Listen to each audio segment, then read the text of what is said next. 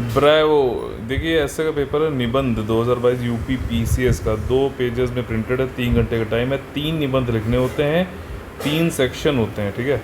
हर section में 3 3 निबंध होते हैं, उसमें से आपको एक कोई चुनना है और तीनों से एक एक चुनना ही है। ये नहीं कि एक सेक्शन ए से उठा के तीनों लिख दिए, वो नहीं चलेगा काम यहाँ पर, ठीक। इंग्लिश, हिंदी और उर्दू लैंग्वेज में लिख सकते हो आप, ठीक है। लेकिन इसमें ये मत करना कि एक हिंदी में लिखा, एक इंग्लिश में लिखा, एक उर्दू में लिखा। आपको एक ही लैंग्वेज, उर्दू में लिखा तो तीनों उर्दू में लिखने हैं, ठीक है। और हर एस्से का जो है 50 मार्क्स है। हर एस्से की मैक्सिमम वर्ड लिमिट 700 है, तो इसको जो है 400 से 600 के बीच में ख़त्म करो। अगर 700 लिखने जाओगे तो 1000 में ख़त्म करोगे। बात साफ़ है, प्रैक्टिकल बात करता हूँ, कोई भी इधर उधर की जो है लुभावनी बातें जो नहीं की जाती हैं यहाँ पर, ठीक। सेक्शन ए, ठीक है।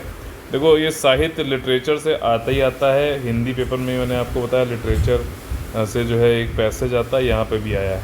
लिटरेचर से संबंधित नोट्स जो हैं वो हम अपने पेड ग्रुप में 2023 वाला जो चल रहा है उसमें ज़रूर देंगे, ठीक। वो कंप्लीट होगा। New standard for the excellent literature, उत्कृष्ट साहित्य के लिए मानक।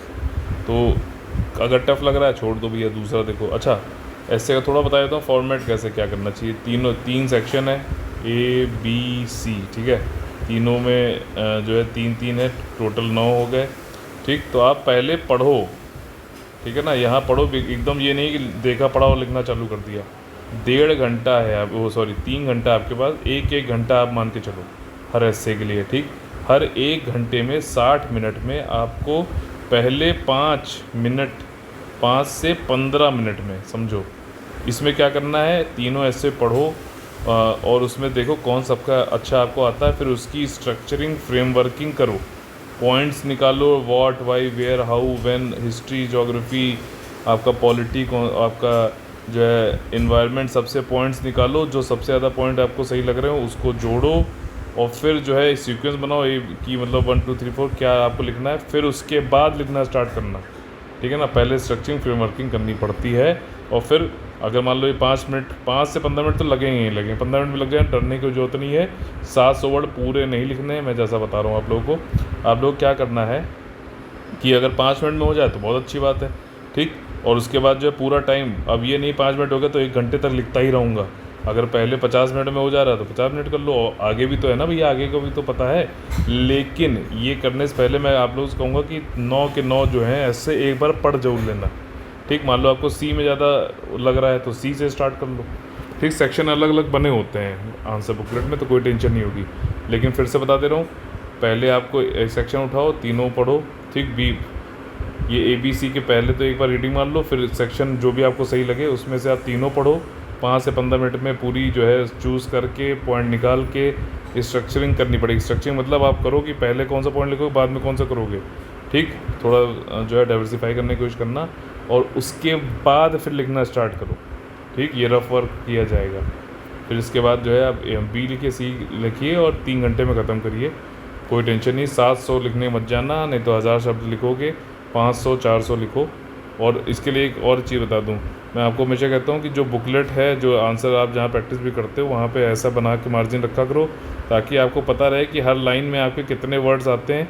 तो आपको ये भी रहेगा कि कितने पेजेस में आपके 500 वर्ड हो जाते हैं, ठीक। तो ये सब चीज़ें देखिए, प्रिपरेशन जो होती है ना वो आपके एग्ज़ाम में क्या होने वाला है, किस प्रकार से आप हैंडल करने वाले हो, वो किस प्रकार से ईजी रहेगा कि टफ रहेगा, ये प्रिपरेशन पर डिपेंड करता है, ठीक। लास्ट का क्रैश कोर्स करोगे तो फिर दिक्कत होगी।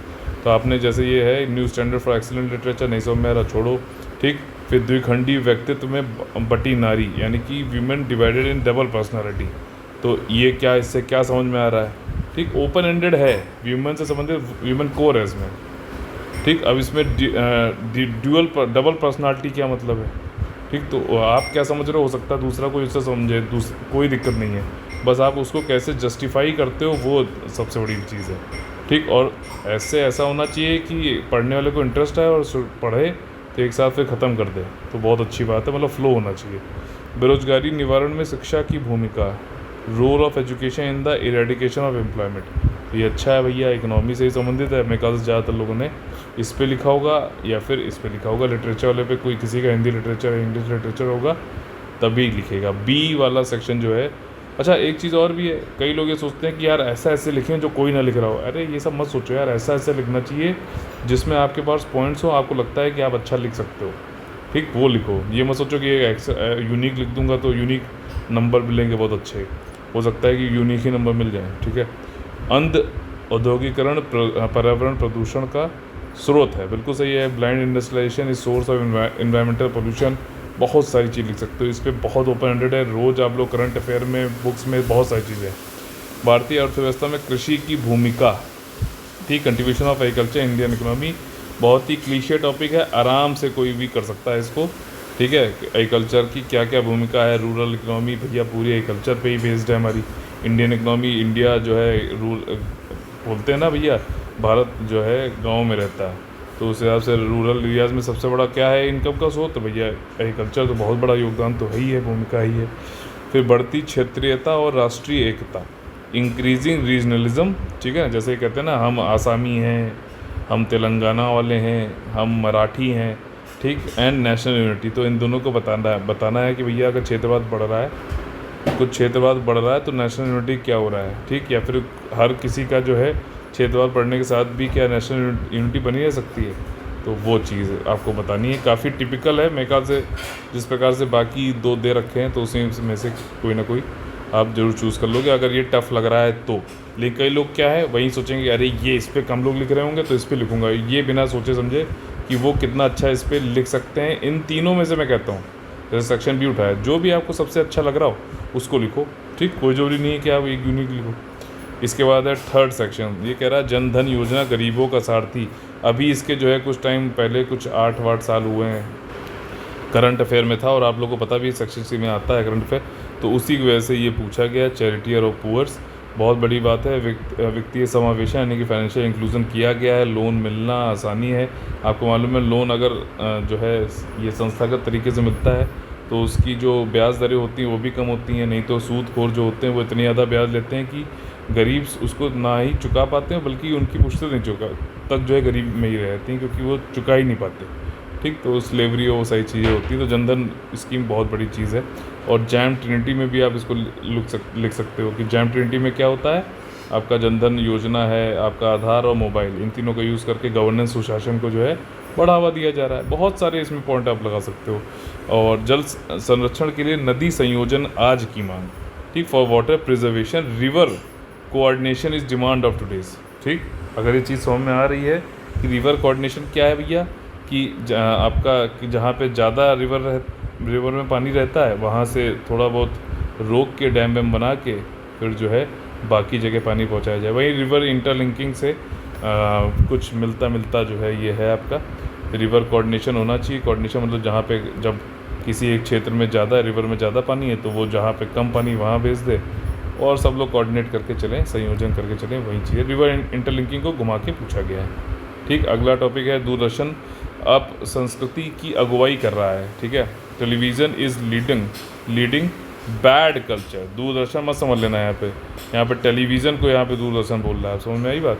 दूरदर्शन वो नहीं प्रसार भारती वाला, टेलीविज़न। अब देखो यही मैं इसीलिए कहता हूँ कि आप हिंदी भाषी हो तब भी इंग्लिश आपको आनी चाहिए सिविल सर्वेंट की तरीके से। कई लोग बोलते हैं अरे सर हम तो हिंदी, हमको सिर्फ हिंदी में ही पढ़ना है, तो फिर हिंदी में पढ़ना तो हिंदी में पढ़ के कर लो, दूरदर्शन के बारे में लिखते आ जाना, चाहे इंग्लिश हो चाहे हिंदी हो, दोनों का आपको सिर्फ, क्योंकि आपको आम जो है उसमें भी जाकर जब पब्लिक सामने जाओगे तब भी हिंदी इंग्लिश दोनों आपको कम से कम आनी ही चाहिए हिंदी भाषी क्षेत्र में। तो देखो अगर कोई दूरदर्शन सिर्फ हिंदी में ही पढ़ेगा तो नहीं समझ पाएगा इस टॉपिक को, उसको इंग्लिश में पढ़ना ही पड़ेगा। कई जगह ऐसा भी होता है इंग्लिश पढ़ के नहीं समझ में आता तो हिंदी पढ़ना पड़ता है। तो television is leading bad culture, क्या है वही सब है, कांटा लगा और उल्टी सीधे कपड़े और वही सब बातें चल रही हैं।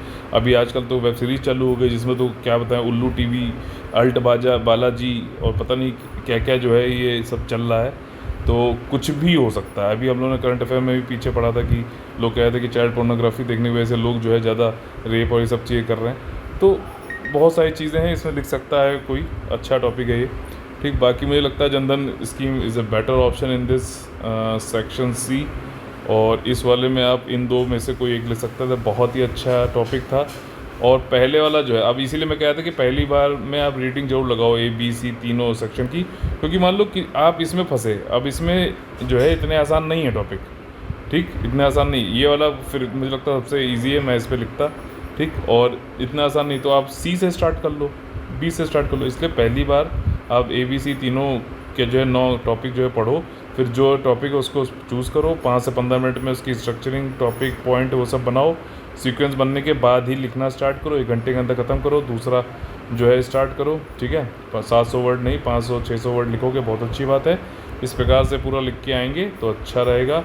उर्दू में लिखना तो उर्दू में ही लिखो तीनों, इंग्लिश में लिखना है इंग्लिश में ही, हिंदी में लिखना है हिंदी में ही, अलग अलग मत लिखना। 50 मार्क्स, सबके मार्क्स बराबर हैं, तो किसी में एक में ही जो है 1.5-2 घंटे मत लगाना, 1 घंटे के अंदर ख़त्म करना ही करना है। इस प्रकार से मैनेज करके चलेंगे तो अच्छा रहेगा। मेन चीज़ है प्रिपरेशन आपने कैसे करी है, किसी क्रैश कोर्स, किसी के तथाकथित सिलेक्शन मटेरियल का नाम लेकर कोई आपको बेवकूफ़ बना रहा है तो कुछ नहीं हो पाएगा।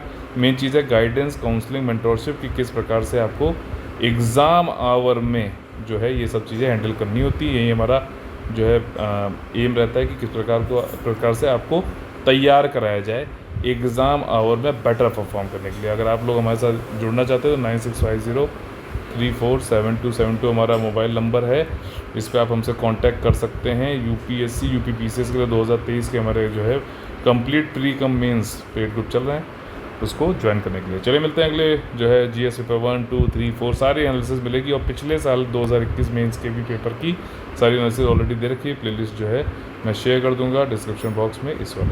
ठीक, जय हिंद।